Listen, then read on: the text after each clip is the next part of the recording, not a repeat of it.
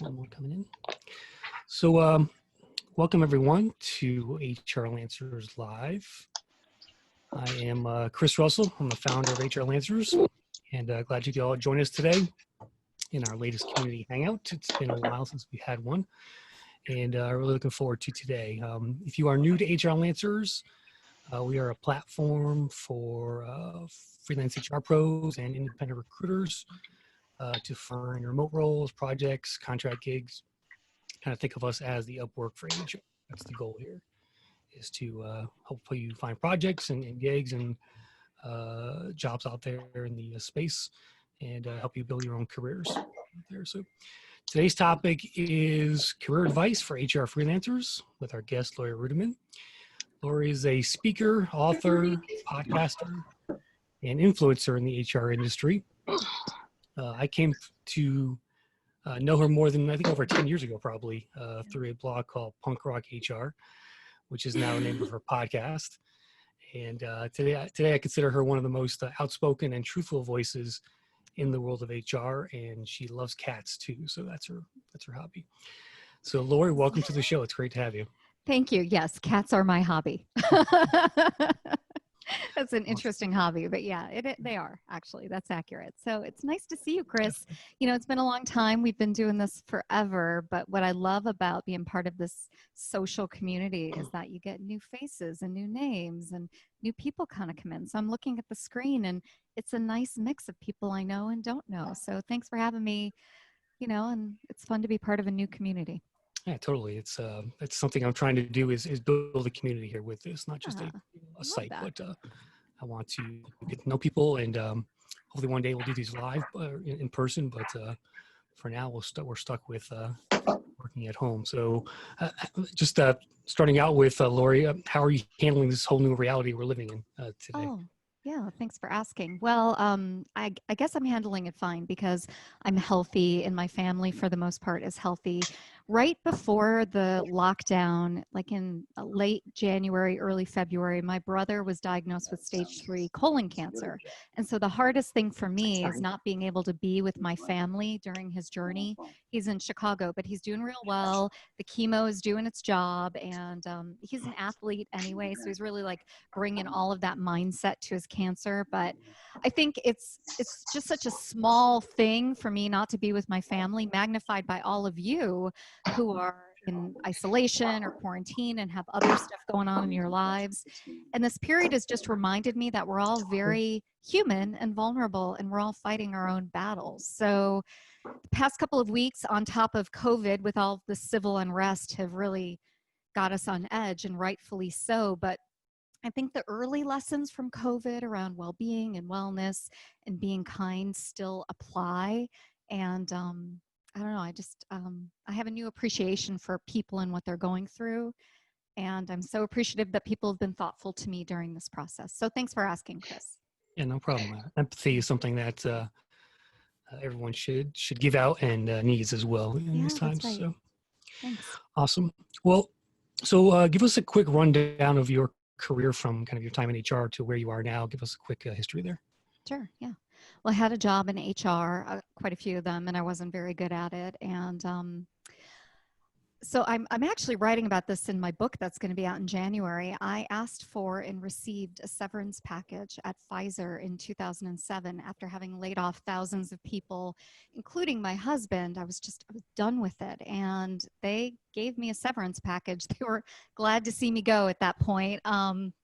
In the past 13 years has really been a career trying to figure out, how do I monetize my passion around work and helping people marry their skills and their passion and their ability with also telling some truths about the world of work. And so I've done everything from writing to ghostwriting to speaking to just starting a business. And I've gone in other directions as well during that time period. I started a tech company and I worked at a marketing agency, and all of these different little journeys have made me better, I think, at the core thing I do, which is write. I primarily identify as a writer. Yeah. Okay, so you took the package. Did you think about getting another job at that point, or did you say, okay, it's time to go into working for myself? So I will say this. I took this package and my husband had full expectations that I would go back to work. And I kind of played it like that for a little bit. Like, yeah, I'm going to look for another corporate job. And the one mistake I made in taking that package is that I wasn't honest with myself and I wasn't honest with my partner, and I didn't put together a plan to monetize my business. I kind of slid into self-employment, and that's a terrible way to do it. I should have sat down with them, really looked at our finances and done all the hard work that I now advise other people to do. I could have gone to SCORE, but I didn't do any of it. I just kind of lied to myself and maybe to him, like, yeah, I'll look. But the whole time I knew there's no way I could go back. There's no way I could do it. So I regret that a lot. Yeah. When did you, do you remember kind of the first moment where you realized that, hey, I can do this? Do you have that aha moment? Yeah. I'm going to say something. There are moments throughout any entrepreneurial journey where you think you can do it. And then the next day you're like, oh, fuck, this sucks. So that doesn't go away. And we have this myth in our society that you'll just have this moment of just a great realization. I can conquer the mountain. And I think it's like any career. It's full of self-doubt and full of complications. And even now, people are like, how are you going to continue on, Laurie, as a writer and a speaker during this new recession? And I find myself trying to pivot once again in this journey.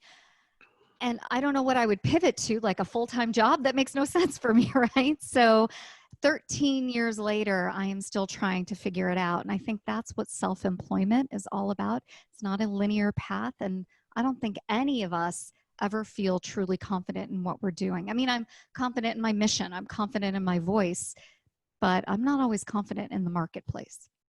Yeah, that's a great point. I have those doubts too sometimes. I've been self-employed for probably 18 years. And even through all that time, every year is different. And this year is certainly no exception to that. And it's really something that's you have to constantly work at in order to keep your business afloat. And, I think I'm always thinking multiple revenue streams and not putting all my eggs in one basket around that. That's exactly right. And also a community really helps. You've all met my girlfriend, Jennifer McClure, and she and I are friends because we love one another and it's great, but we're also sisters in this journey, and having someone who has my back and really understands what it's like to have no backstop and to have to do this. It's really important to have that person by your side. Yep. Laurie, talk to me about personal marketing. You're a great personal marketer. You do podcasts, blogging, speaking. And any sort of thoughts around, just advice around that for the Lancers here? Yeah, I'll say this. When I first started this journey, I fell into this mistake of thinking my effort should be like 90% marketing and 10% actual content because I just needed to get my name out. And I was out one night in DC with my friend Ryan Estes. And so this is like 2009, 2010. And Ryan said to me, all this marketing is great, but who are you? Being HR famous is stupid if you're not helpful, if you're not constantly learning, and if you're not leading. And sometimes leading means getting out of the way and letting other people do their marketing and letting other people have the stage. And it was really one of those moments in my early career of being a freelancer where I thought, he's right. Marketing without substance, without personal growth, without leading within a community, just as if I were back at Pfizer, back at Monsanto, is kind of pointless. So thanks, Chris, for saying I'm good at marketing and podcasting and doing all of that. But I've really had to challenge myself over the years to make sure I don't do too much of it. Like it could be all encompassing at times. Yeah. Have you had a viral moment in your career where something kind of took off on you, whether it was a blog post or a video or something? Yeah, I mean, I don't think so. I mean, can you remember anything about me? I can't remember anything about me, right? I think there was a moment in my career where I was out there talking about so this is like 2011, 2012, how my cat Scrubby could get a job before you. And that video got a lot of plays, and my cat Scrubby was in People magazine, which is weird, So yeah, I guess I have had some of that, but, it didn't result in anybody writing me a check, you know. And I Yeah. think that's the other weird thing about being a freelancer. All this publicity, all this marketing doesn't matter if nobody writes you a check. And People magazine was glad to run a photo of Scrubby, but nobody gives a shit, you know. Right. Well, how do you get clients? I mean, what's the effect of the personal marketing as far as getting a client? I mean, do you have any thoughts on that? Yeah, I do. So all that personal marketing is out there just to show people that I have ideas and opinions, and I'm somewhere in a pack of other people, and maybe ahead and maybe behind, but I'm trying, right? But almost all of my clients, whether it's consulting, coaching, speaking, content marketing, come through referrals. Like that is the lifeblood of my business. And because I'm only one person and I can't scale, I've really spent a lot of time thinking about how much time can I spend writing? How much time can I spend on the road? And knowing those boundaries, when my inbound inquiries come in through friends, through colleagues, I can take a look and see, is my bucket full or do I have capacity for this? And if it is full, I pass that on to other people like crazy. I'm constantly farming out work. And so that's why I'm happy to be here as part of this community. If there is something that you do and do it exceptionally well, content marketing, workshops, whatever it is that you offer the marketplace, I'd love to know. I have a list and I would love to get you on that list and be able to send opportunities your way. So I've created this ecosystem, Chris, and I guess I'm lucky enough because I was out there early. I have a name, I have a reputation. All of my stuff is inbound, but I think that's harder these days and a little unrealistic for people who are just starting their freelance career. Yeah. I had one registrant ask me to ask you a question, which was, how do you know when it's time to leave your full-time job and venture on your own to do freelance work exclusively? Do you have any thoughts around that? Yeah, I don't know one person who has had who has quit their job and left it in an organized way and then started a business. Like, I wish I knew those people. Yeah. Most of the freelancers that I know who have gone on to have great careers have had a moment of frustration or disappointment in their career. They maybe quit out of just panic. Who knows? Maybe they were laid off, but it was never like a smart planned moment. Maybe Charlene Laube, who's the HR bartender, I think she had some rigor around the way she left her last full-time job. But the rest of us either made an impulse decision or took advantage of an opportunity, like Pfizer was having all of these layoffs. In retrospect, I wish I would have spent more time in that full-time job planning while I had a paycheck, because what happened is all of my earnings from that severance check became my seed money. And there could have been a smarter way to do this. And I could have tapped into all the really brilliant people that Pfizer hired either as consultants or in the finance department and asked them, how do I launch a business? How do I make sure I'm doing this properly, especially during a recession? But I didn't do that stupidly. So it's like I got my MBA in real time and the hard way. Although, Chris, School of Knocks is not nothing. I mean, it's something.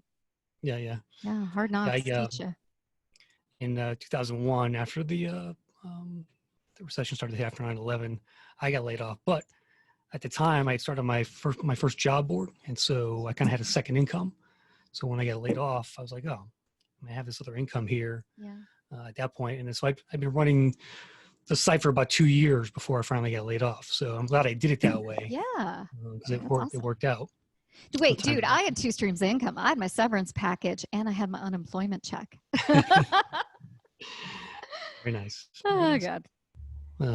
Unemployment, that's a whole other story, right? Oh, yeah, absolutely. We need like I don't know, one system for everybody. Do you think? Like well, every state's is different, right. And they all suck. So terrible. I don't know. And they're all running on these old mainframes that my father-in-law used to have, like back in the 70s and 80s when he worked at, AT&T. I mean, it's just terrible, the system that we have. And you're right, we need one federal system, except we're not governed that way. So that's the other complexity. I mean, it's a mess. And until we really rethink our social contract, it's difficult to rethink even the function of work, because in some states like California, in certain parts of California, we have this elitist approach to work where we think work is about passion and purpose and thriving and contributing. And then where I live in North Carolina, work is about ethic and what you do to get in heaven, you know? So it's like a different approach to work. And until we kind of reconcile that and have a shared view across the country of what work means and what we're trying to do, we're going to continue to struggle down to the micro level of our state unemployment systems. Yeah, they should let Google build it or something. Somebody smart. Anyway. Yeah, but Google's terrible. I mean, all these companies are terrible, right? Yeah, I guess so. All right. Let's see here. Talk about pricing and charging yourself. I know a lot of people struggle with, what do I charge per hour? What do I charge to speak? How did you come up with your pricing over the years? And just talk about some of the guidance there. Yeah, one of the weird things about being a freelancer is nobody wants to talk about how much they earn, and yet we want to know what other people earn. It's messed up, because when I went into the marketplace, I didn't have a community like this. I just had my friends, and we had to form this circle of trust where we're like, we're going to talk about money among us, but we're not going to talk about it anywhere else. And I soon started to violate that, because I just think you don't know until you know.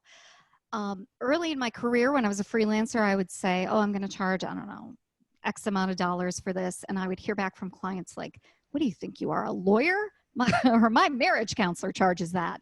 And so I also had that where I was being compared to other industries that didn't really make any sense.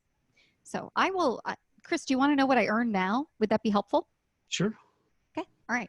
So right now, for speaking, I do a keynote speech for $15,000 a speech plus travel.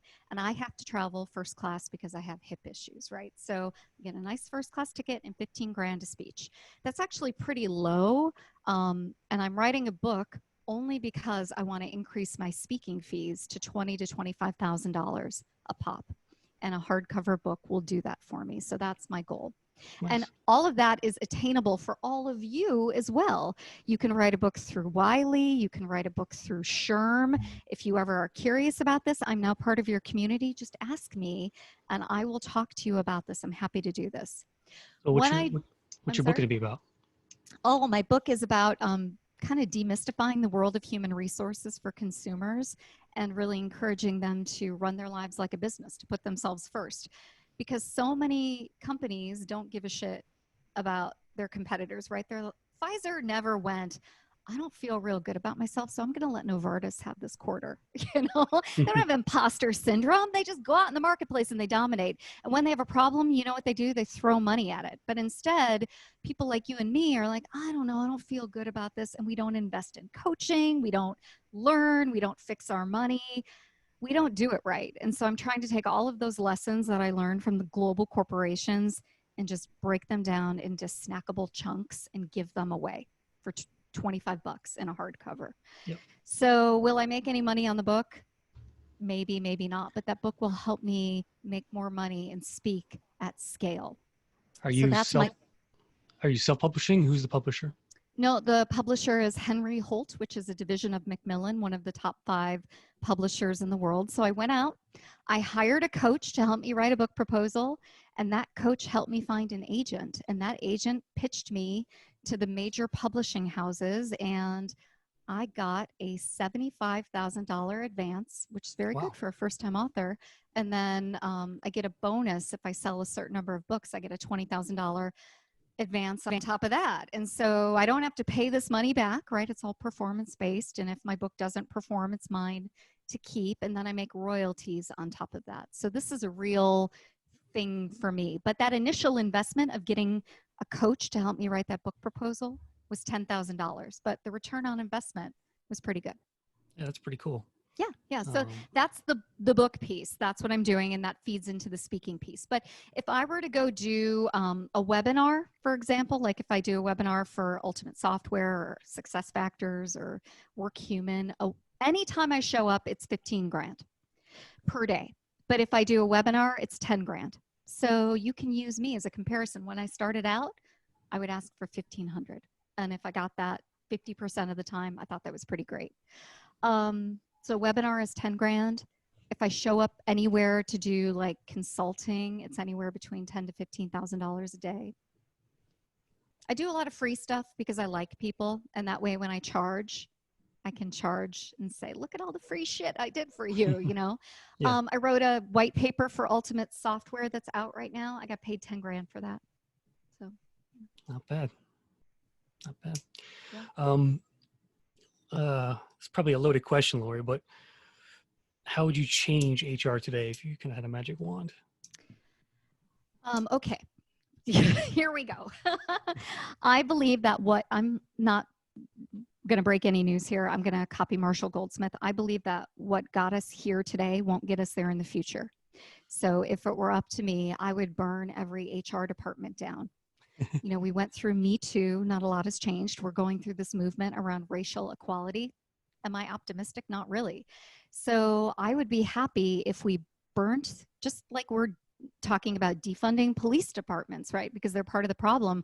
I would defund the HR department and really go through a process where employees got involved and employees did their own HR. Because if you run your life like a business and if you take care of your shit, you don't need an HR department because there are enough systems and programs out there from a technical standpoint to really help you do the day in, day out, people related stuff.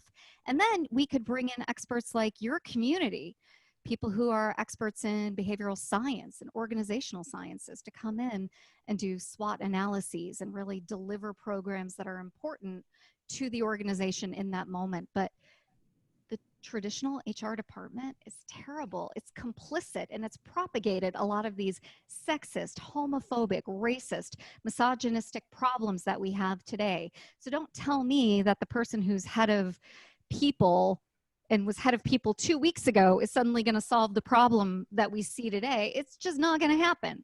That's how I feel. I don't know, Chris, what do you think?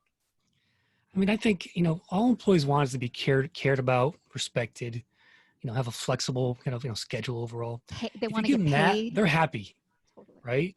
And I've worked for too many companies who did not do that, which is why I'm no longer in working for corporate. But to me, that's, if just treat people nice and they'll come back to work for you. It's not that hard. And also listen to them if something is going wrong, right? And don't force them into. So part of what I think has happened in our society is that there are all sorts of social issues that we're not addressing. Drug abuse, depression, anxiety, right? We have this at record numbers. And people come to work looking for worth. And I'm here to say, and I have conversations with my friends all like this all the time. If you don't work another day in your life, you have worth. You are worthy. You are an important person. It doesn't matter what you do for a living. You deserve respect. You deserve love. You deserve admiration. You deserve to thrive, to eat, to live in good housing. Like we deserve this just because we're born. Yeah. And the fact that we have this weird system where we go to work, we earn money for other people. We never get rich for our jobs, right? We never feel secure through our jobs. And we're forced to compete horizontally with other people for scraps is dehumanizing. And then we're told you're a 3.2, you're a 4.5. What the fuck is that? It is just antithetical to being a human being. And I think this system that we have just has to be dissembled, right? We just need to take it apart. The idea that this modern human resources department can meet the needs going forward is false. It's fake. It's wrong. Yeah. I don't know. I'm super passionate about that. Doesn't earn me a lot of friends in HR, but I don't know. I have friends other places, so I'll be fine. Hey, do you get a lot of backlash for your views because you're pretty outspoken about this stuff? I do. A lot of people want to say, Laurie, HR is a department of influence. And I'm like, well, you're doing a terrible job. It's a department of compromise. And sure, you can compromise on where you hold the employee meeting. You can compromise on all sorts of shit. But compromising on paying people fairly is not a compromise. That is complicity. So I do get a lot of backlash, but I'm okay with it. Yeah. All right, we got a couple of questions here from the audience. Jeff says, thanks for saying so about the emotional roller coaster of entrepreneurship. Laurie, how did you come up with that speaking fee? Did you start out charging that amount based on your known brand at the time? Yeah. Good question. So very early on when I spoke, my husband and I had an agreement that I had to be carbon neutral for our finances. So in 2007, 2008, 2009, as long as my basic fees were covered, I could go. And that came out of like a lot of really hard discussions with my husband where I'm like, I have to spend money to make money. And he's like, no, you don't, you know? So it was tough, those early days of entrepreneurship. So eventually I made enough friends to kind of understand who earned what. And anytime I hear somebody speaking fee, I'm like, where do I compare? Where do I rank? And that's kind of how I came up with this number of 15 grand. And I know some of my friends who are on the market doing 50 to 75 events a year, what they're earning. And so I now know that I can earn $25,000 a speech with a hardcover book. So yeah, so it's really just making friends and getting them to tell you how much they earn. Yeah. All right. So audience, I'm out of questions. What do you guys got? Let's hear from people on the call. What would you like to ask Laurie? Feel free to talk to her directly. Who's got Nothing. one? I can talk Hello? about my cats. Oh, hey. Can you hear me? Yeah. Yep. Oh, hey. I just want to, if What's you your don't name? mind, just going back. I'm sorry, my name's Carrie Obermeyer. Okay. Just going back to how the traditional HR department, how you're feeling it's complicit. Yes. And I know you said that might cause a little, shake up here in the HR. But I guess my concern is that sometimes it's not the HR. Sometimes you're dealing with companies that, the HR is only as good as its leaders. Mm-hmm. And sometimes your hands are so tied. And I guess I would love to see how to break that barricade down, because HR shouldn't be complicit. If anything, we're the ones sitting here going, we need to change this. This needs to change, but sometimes you can't. I'm wondering if you have any advice on that. I do. I wrote an article about this in Vox online magazine, because my girlfriends in human resources were like, what do you expect me to do? I've got 2 kids and cats and dogs, and my CEO is sexist and racist. What am I supposed to do? Quit? It's like, F yeah, quit. The only way in a capitalistic society you make change with a brand is to take your time, attention, and dollars elsewhere. So why would that be any different for human resources? And a lot of people would say, why is the burden on HR? Why is it? Because it is on us, because we are the moral gatekeeper of an organization, that if you see something in your organization and you lack the ability to influence change, why would you stay there? Why would you do that to yourself? Why would you be a part of it? And I know because our health insurance is tied in and because the job market sucks and all of that. But I'm here to say I quit. I didn't like the way Pfizer was being run at that time, and I didn't have a boatload of cash sitting behind me, and it was tough and it was terrible. And I missed PTO and I missed my 401k. But I just could not sleep at night. And I think there's just something to be said for consumerism and capitalism being used, the power of that being used within the modern HR and TA department. I stand by that. And I know not everybody can quit right away, so don't quit right away. But if you see something and you don't act on it, there is no other word but complicit. So either act on it actively or make a plan to get the hell out of there. I'm sorry to be aggressive, Carrie. That's not directed at you. That's directed No, I get it. Thank you. at the world. Yeah. Yeah, I've worked for that company, Carrie, and it was not fun. And that company I worked for was my last corporate job ever, which was back in 2015. They had no HR department. Yeah. The owner and his 3 sons ran the company, and they just ruled completely out of fear. They did not care about employees at all. They thought they were disposable. In fact, their whole kind of business model was built on temporary employees, and that whole mindset just permeated through the whole company. And it was a horrible place to work. And they fired me, thankfully. So I'm glad I never went back. But Carrie, if you currently work there, I want to help you get out of there, because you don't deserve that in life. And No. you don't. Excellent. Thank you. Yeah, you're welcome. You're welcome.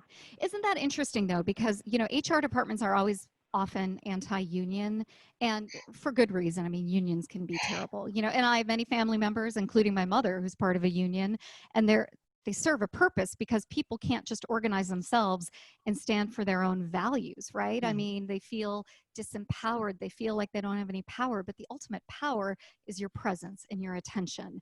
And so if you're not part of a union, or if your union is terrible, you still are not necessarily a victim. You can leave. A lot of people say that's awful, but research out there says it never gets better. My good friend Bob Sutton is a professor at Stanford University, and he advises people who are in toxic work environments to look around, because chances are you're going to be like the people you hate, and you're not going to convert those people to be like you. So you have an option: stay there and just be miserable, or make a plan to get the hell out.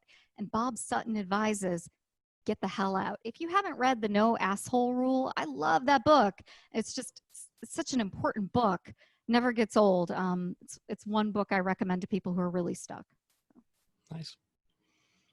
All right. Laurie, who do you follow, read, look up to? Give me some names of people you admire. Yeah. Well, I read a lot of stuff outside of the world of human resources. Like I read Time Magazine. I'm always reading fiction. I read The Atlantic. So I've got my anti-Trump progressive people that I follow. I think within the world of human resources, there are the constant evergreen people like a Tim Sackett or a Chris Dunn, but there are some emerging authors I like Katie Augsburger. Katie is a consultant out of the Portland area. She's lovely. She's really talented. And she writes on Fistful of Talent. And what I love about Katie is that, I mean, she is a hardcore progressive feminist, but she can speak the language of business, which is what all of us really strive to do, right? The earlier question of what do you do if you can't influence an organization? Katie's like, hell no, I can influence an organization. So Katie is someone I really follow. I like Torrin Ellis on diversity and inclusion in the world of talent acquisition. And I have recently discovered a woman named everybody's a girl when you're 45 years old, right? You just think everybody's young. But Kirsten Gregg, she's been doing this for 20 years, a full-grown woman. Yep. Kirsten is just amazing, a real strong point of view, entrepreneurial thinking, and just pretty fantastic. So those are three names of individuals that I like. How do you spell her last name? Kirsten Greggs, Greggs.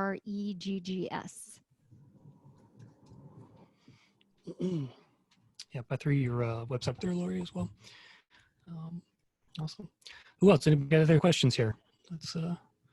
Now's your chance to talk to Miss Punk Rock of HR. By the way, I'm glad you brought the name back, Laurie, because are you? I missed that name. Yeah. Oh, that's nice to hear. There's nothing like being a middle-aged lady and calling yourself punk rock. And I went away from it because I got that feedback right around the time I was, I don't know, pushing 40, that Laurie, you live in a nice home in Raleigh, North Carolina. There's nothing punk rock about your life. And I kind of took that a little too hard, and I was like, they're right. I'm not very punk rock, but it's more about attitude and ethos and perspective. And I think that really definitely applies to my podcast. That's what I'm trying to bring. But that name of punk rock HR came out of an insult when I was a kid. I was 20 years old, and my first human resources job at Leaf Candy Company in St. Louis, Missouri, when I was going to school. I was going to college down in St. Louis, and I show up at this HR department with a shaved head and Doc Martens, and they were like, who do you think you are, punk rock HR? And I was like, yeah, I do. And then my friend Chris Dunn, when I was thinking about outing myself as a blogger, he said, if you don't buy the domain name punk rock HR right now, I'm going to buy it and sell it back to you for a lot of money. And it motivated me. So I bought it for $12 on GoDaddy, back when GoDaddy was affordable. And I've had it ever since.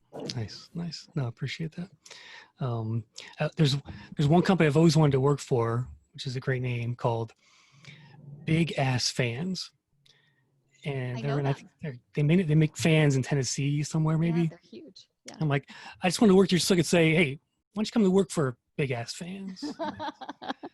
They are. We have a local restaurant who just installed some of those Big Ass Fans in their pavilion, and they're insanely huge. So they're awesome. Yeah.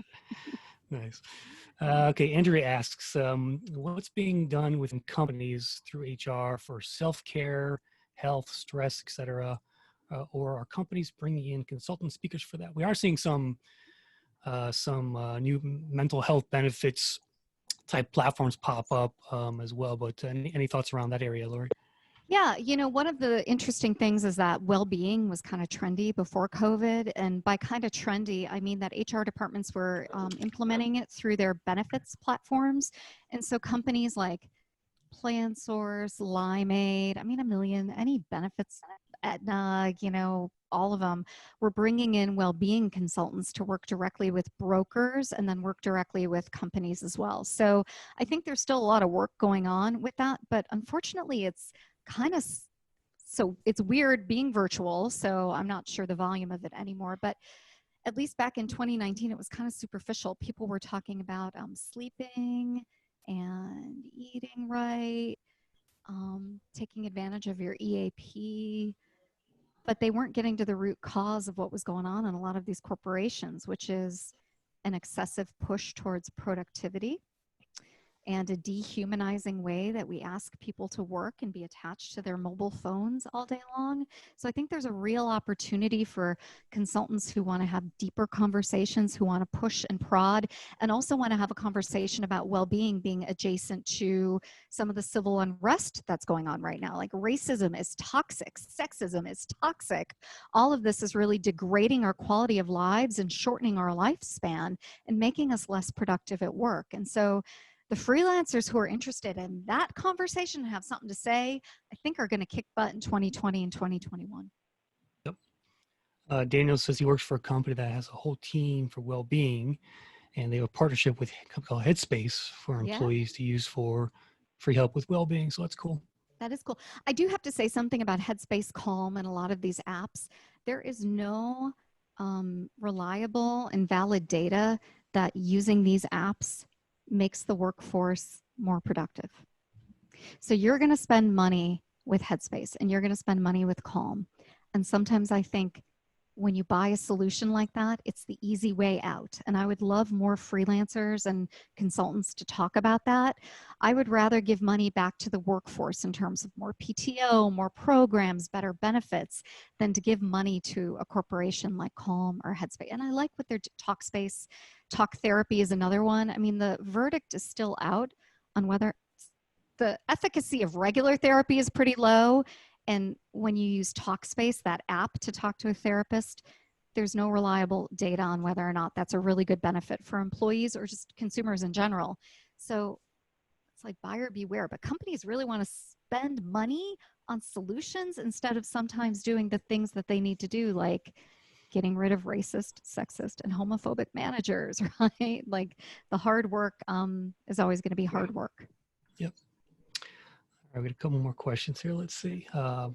Laurie, how do you manage clients with unreasonable expectations? Don't they all fucking have unreasonable expectations? I wrote a white paper, and not the one I recently wrote that I told you about earlier, but not too long ago. I wrote a 16-page white paper in 4 days because they just had a production schedule. They had the money was there. Do you want the money or not? And it's like, yeah, I want the money because we're in a recession, trying to gird the coffers here. But yeah, I think it's just, do you want to do the work or not? Yep. And do you like the people enough to put up with their unrealistic expectations? Well, another way, has any company come to you and said, okay, we want you to do this, but you're really uncomfortable with it? Has that ever happened? Yes. And so I say no. And it's like uncomfortable for a lot of reasons because I don't like their management team. I don't believe in what they've asked me to do. I've also had people say to me, again, I live in North Carolina on the East Coast. We want you to fly in. It's Monday. We want you to fly into a city on Friday and do X or do Y. We're going to pay you this. We're only going to give you one night of a hotel, blah, blah, blah. And just like real unrealistic parameters. And the question becomes, why me? Why do you need me to do this? Because if you need me to do this, I cannot do it for what you've just offered me. So, yeah, I mean, I say no to work all the time. Yep. And I think that's the way you deal with unrealistic expectations. Excuse me, Yeah. I'm about to sneeze, so you can ask your question. No problem. let's see here. We have a couple more. So do you work more or less now that you're a freelancer? That's one question. I work more. Absolutely. Like More- I dream of Like what's more? Like how many hours are you talking about here? I just had this conversation with my husband since COVID. I feel like all I do is work, take care of the cats, and do housework.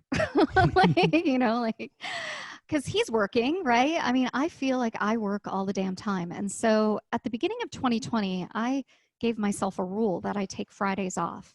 And I've not honored that. I honored it 2 Fridays. It's stupid. So tomorrow I'm taking off. It's funny that we're talking about this because I just need Okay, a I'm gonna day check. away from the So you better- computer. Yeah, you should. Because I feel like anytime I'm on the internet is work. It's never, because all people do is talk about work, right? Or want advice or want to talk about their jobs because we're so identity heavy. And I even feel like some of the political stuff is work because it intersects with the world of work. So there's no break. The only break I have is when I'm scooping cat litter, and that's not a break. So I am terrible these days. I'm working on it. So tomorrow is my first attempt. I hear you. I do the same thing too. It's I probably work 50 to 60 hours a week as a freelancer. So right. But when I worked at Pfizer, I really felt like, okay, I make what I make at Pfizer, like $110,000 starting there. So if I divide that by 40, here's my hourly rate. And it was real easy for me to calculate like, oh, I'm working too many hours and my hourly rate is going down. Because I was raised in a working class family where we really relied on that hourly pay. I have moved away from that. And so I work a lot of hours and it degrades that amount of money. So I need to work on that. Nice. Jeff's asking, when companies approach you for consulting work, are they clear on what they want? He finds that often a lot of work on his part is required on the front end to even quote them on the project. How do you recommend handling that? Well, I have a standard list of questions that I ask to make sure that I understand the scope, and I still find that the scope is not necessarily easy, as you're dealing with human beings who are not buying a regular and repeatable process from you, or they don't think it's regular and repeatable, or they're multi-site, or they're multifaceted, or they think they're unique and they want to have a meeting on top of a meeting and get the other stakeholders involved. And so for me, I try not to have meetings unless all the stakeholders are there, and like I'm real clear about it. And I think it's just getting real clear about your own internal processes and then sticking to them and letting your client know, I'm asking you these questions. I'm asking you to do this work up front because it saves time later down the road. But those checklists that you develop for you, it's so important. So. Yep. Jeanette's asking, do you feel like you have more purpose in the work you do as an entrepreneur versus corporate? I would assume that's a yes. Yeah, I think so. My mom once said when I was working at corporate that I was built to deliver bad news. It's terrible. I'm like petite. People think I'm perky, even though I'm not. I'm blonde, used to be young, used to have energy. So I did have a sense of purpose when I worked in these terrible jobs. Like I felt like I was the good guy. And if bad news had to be delivered, it was better to be delivered through me. And then I thought, what kind of weird, fucked up, narcissistic thing is that? Like they don't care who delivers the bad news. And I'm not some special martyr. And that's not my purpose in life. So I definitely feel like what I do now is just so much more worthwhile. Yeah. Maybe not the Twitter shit, but like the work that I do is more worthwhile. Right. Yeah. Nice. All right. Well, actually, I have one last question for you, Laurie, which is, out of all the jobs you've ever had, what was your favorite and why? All right. So And you can go back to like your teenage years too, if you want to. Yeah, I was just thinking that because my very first job ever was when I was 14 years old. I lied, said I was 16, and I got a job scooping ice cream at Baskin Robbins. The owner knew I was lying, and he said, all right, minimum wage was like $4 an hour back then. I'm going to pay you $2.35 plus tips. We didn't get many tips, right? But I so enjoyed scooping that ice cream for a lot of reasons. Ice cream makes people happy. I love ice cream. There was always music playing. I mean, it's just a fun environment. And flash forward like 6 years, I'm in college. I get a check from the Department of Labor. It turns out somebody busted him, and the Department of Labor came in and looked at his books, and they paid me retroactively for all the money plus interest that he didn't pay me. So I like that story for a lot of reasons, but scooping ice cream is super fun. And by the way, Barack Obama's first job was scooping ice cream at Baskin-Robbins. Like, a lot of people have that experience. It's just a good, wholesome, awesome job, and I really enjoyed it. So yeah. Nice. Wait, Chris, what was your favorite job? We can't leave until I know this. Well, my first job ever was I was a parking lot attendant, but that was my favorite. My favorite was probably I worked at a company called Stu Leonard's, Okay. which is kind of a pretty famous grocery store chain here on the East Coast. And I worked there for many summers in my high school years, and I worked in dairy, I worked in grocery, but we used to basically eat all the food in the back room. So that was my favorite. And I got busted multiple times for opening up the Hostess Cupcakes box and downing chocolate milk on top of the rafters back there. But wait, wasn't the box damaged? Weren't you entitled to do that? Yeah, probably. Yeah. Yeah, there's always damaged stuff we were picking up and eating. Totally. And we were always getting busted for that. So that was fun. Trying to outrun the managers in the warehouse and stuff. You were punk rock back then, Chris. Pretty impressive. Yeah. Yeah. Good old days. Sorry. All right, guys. Well, again, Laurie, thank you very much for doing this. It was great to Hope it was see helpful. you and chat with you here. LaurieRuettimann.com is her website there in chat. Any last words of advice or a send off here? Well, I have to say, I love people who are in my community, so please connect with me if we're not connected. And if there's anything I can do individually to help your careers, I'll do it, because so many people have been good to me. I really owe a debt of gratitude to all the men and women in my life who put up with my bullshit when I didn't know what I was doing, and still do to this day. So I want to do that for other people. So please don't hesitate to reach out. Don't feel like you would be bothering me. Don't feel like any question is weird or intrusive, because if it is, I'll just tell you. That's how that works. So please, I encourage you to reach out. Awesome. Awesome. Well, everyone, I hope you guys have a great day and a nice weekend ahead. And thanks for coming today, everybody. We'll put the replay up on the HR Answers blog probably tomorrow, and you can go watch this again. And again, Laurie, thank you very much. It was just awesome talking to you. Thanks for asking. Everybody stay safe. Bye. All righty. See you, everyone. Oh, hey, Laurie. Yeah. I don't know why I waved, by the way. Why am I waving? Who should I have on next on this? Well, I mentioned Ryan earlier on. He would be a good one, Ryan Estes. I like Tim Sackett. I mentioned him. Chris Dunn would also be very good. But why don't you ask Katie Augsburger? She's also amazing. So have her on. Yeah. Nice. Would you do an email intro to her? Yeah, absolutely. Happy to do it. Awesome. Okay. Bye, guys. All right, guys. Have a good one. That's it for today.